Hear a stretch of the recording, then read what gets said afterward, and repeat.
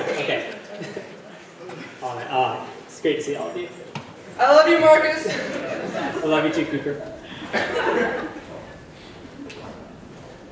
Hey, everybody. Thanks so much for being here tonight. I'm Marcus, a senior and one of those Catholics in HCFA.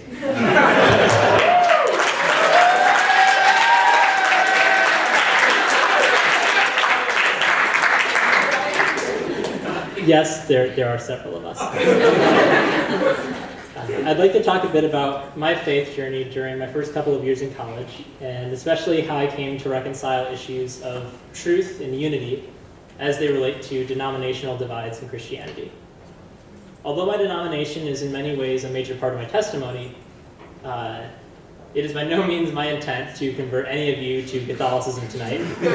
And I completely understand if your attitudes towards the Catholic Church currently fall somewhere between abstract curiosity and deep skepticism. The fact that disunity in the body of Christ exists at all has always been something deeply troubling for me, both intellectually and emotionally. And I've often rebelled against the notion that I had to somehow pick one when it came to denomination. I came into college a Catholic, but viewed myself more so as a Christian who just happened to be Catholic. Within a few weeks, I was happy to find myself, somewhat by accident, involved in 2 different Bible studies. One through the Catholic Students Association, and one through HCFA. In both, I found a depth of Christian community that I had thus far just not experienced, people that I could learn from and be vulnerable with. And each was led by an incredible mentor figure who would play an important part in the development of my faith over the next couple of years. Eli Cresta, who was at that point in time a sophomore, and Nick Nowald, then a ministry fellow with HCFA. I remember getting lunch with Nick during my first semester here and explaining my denomination as, quote, Catholic, but if St. Paul's were to close down tomorrow, I'd be just as happy going to a different church. The theological differences between Catholics and Protestants had always seemed overblown or missing the point to me. Over the course of my freshman year, however, I became increasingly aware of the fact that when I introduced myself as being Catholic to people, that label came with assumptions about who I was and what I believed. I realized that I wasn't even completely sure what I meant when I called myself Catholic. Did it mean that I was raised Catholic? That I went to Mass every week? That I affirmed every teaching of the Catholic Church? Heck, I didn't even know most of the teachings of the Catholic Church. So in an attempt to rectify this, I spent a good portion of the following summer reading through large chunks of the Catechism, which is basically just a collection of official Catholic teachings. Scribbling notes in the margins wherever I had questions, which was pretty often. On the one hand, I was surprised and encouraged by how much official Catholic teaching lined up perfectly with the things that Nick had been teaching us in Bible study, who, by the way, to this day, remains for me something of a gold standard of Protestant, quote, orthodoxy. At the same time, however, I was scared by the assertions that the Catholic Church made about its correctness and truthfulness regarding areas in which Catholics and Protestants disagreed. If the Catholic Church was right, I thought, what did that mean for the faith of my Protestant friends and mentors, who were therefore somehow wrong? At the time, it seemed to me that I couldn't accept the truth of the Church without denying the unity in Christ that I experienced with my Protestant brothers and sisters. And although I couldn't necessarily justify it theologically, I knew deep in my heart, and through my experiences in the past year at Harvard, that their faith was just as vibrant, just as strong, just as filled with the Spirit as the faith of my Catholic brethren. I felt trapped between these two values, between truth and unity. In my sophomore fall, I started alternating between attending Catholic and Protestant churches, and partway through October, I realized that I was going to Mass on Sundays because I felt obligated to, and not because I wanted to. I remember the priest getting up that day to give the homily, which is basically just a short sermon, and opening with the line, "Why are you here?" This question felt prophetic to me, and in the moment I realized that I needed to step away from the Catholic Church for a while. On that day, I effectively converted to Protestantism, not necessarily because I believed it was more theologically correct or that the Catholic Church was somehow fundamentally flawed, although there were certainly points of Catholic teaching that seemed dubious to me, as they likely do to many of you. But I felt that I could only stand in solidarity with my Protestant friends by becoming one of them. that to be Catholic was somehow to condemn their faith. It was freeing to finally do something after the tension I'd been experiencing, but I was terrified of how other Catholics might react. The first time I was forced by circumstances to admit my conversion to my Catholic friends was on a Friday night, just like this, after Doxa a couple weeks later. I remember walking out of Yenching and running into Eliza Tecubulis and Vanessa Martinez. They asked me if I was going to be at Spaghetti Supper that Sunday, which the CSA holds once a month after Mass. I was like, no, I can't make it, sorry. Thinking in my head, please just let it go at that. And they were like, oh, why not? And I was like, I won't be at Mass. And they were like, oh, well, why not?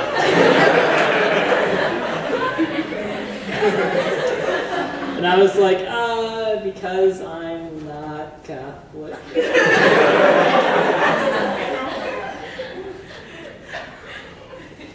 I was so afraid of how they were going to respond, but they responded perfectly. Not by being shocked or scandalized, not by trying to reconvert me on the spot, but by expressing their compassion for me and their sorrow that I felt the church had failed me. I really can't put the nature of their response into words, because it isn't the words that I remember. It's the experience of being loved, of being cared for where I was at. I had a similar experience when I finally reached out several weeks later to Eli about it. In person, he took it admirably, but I found out months later that he went home from that meal and wept for me and for my pain and frustration. Not because he thought I was going to hell or anything like that, but because he just cared so deeply about me. I also learned long after the fact that in the months that followed, he went out of his way at our Bible study each week, which I still attended sporadically despite no longer identifying as Catholic, to make sure that whenever I attended, he focused on teachings and prayers that were shared between Catholics and Protestants, to make sure that I felt welcome in that space. Again, he cared for me where I was at, often without me realizing it. By the time I got to my sophomore spring, I was feeling fairly comfortable in my life as a Protestant Christian. That is, until Ash Wednesday. Suddenly, out of nowhere, I felt racked with this sense that I was missing something. And I gradually realized that it was the sacraments. Now, Catholics believe that the sacraments, which include, among others, baptism, communion, marriage, confession, there are 7 in total, are tangible ways in which we are promised to encounter God, an outward sign of an inward grace. For Catholics, these are more than just symbols or public declarations. Something metaphysically significant happens. For perhaps the first time in my life, I began to view the unique aspects of Catholicism not as burdensome requirements or arrogant assertions of authority, but rather as incredible opportunities to encounter God.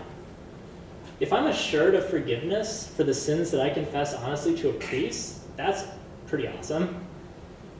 And if that's really Jesus, truly present, body, blood, soul, and divinity in the Eucharist, that Catholics get to hold in their hands and consume during every Mass, that's incredible. And I was intentionally denying myself these opportunities to connect relationally with God. Now, this by no means meant that I wasn't connecting with God during my time away from the Catholic Church, because I certainly was. And so were all of my other Protestant friends. The sacraments were and are by no means the only way to encounter God or the only way to receive forgiveness. And accepting their validity and their beauty didn't mean that I had to somehow deny the experiences of God that myself and others had had in other environments. Now, I'm describing this paradigm shift here like it was some sudden revelation. I know y'all are a fan of the phrase, getting saved. But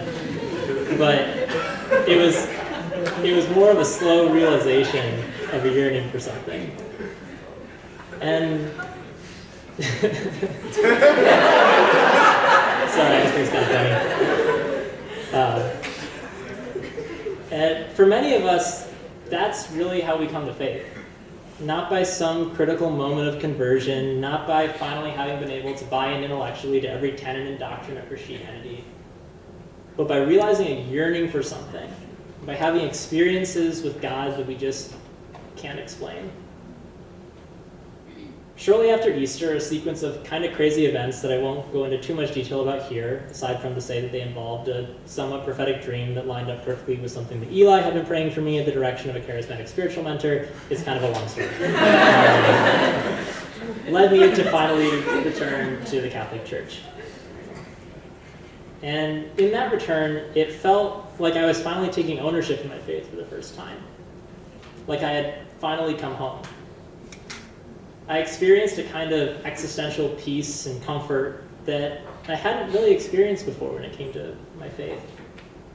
And I finally felt like I could balance the truth that I knew and had experienced with the unity that I felt with both my Protestant and my Catholic brothers and sisters. As Nick is fond of saying, I had to learn to live in the tension there. Thank you all very much.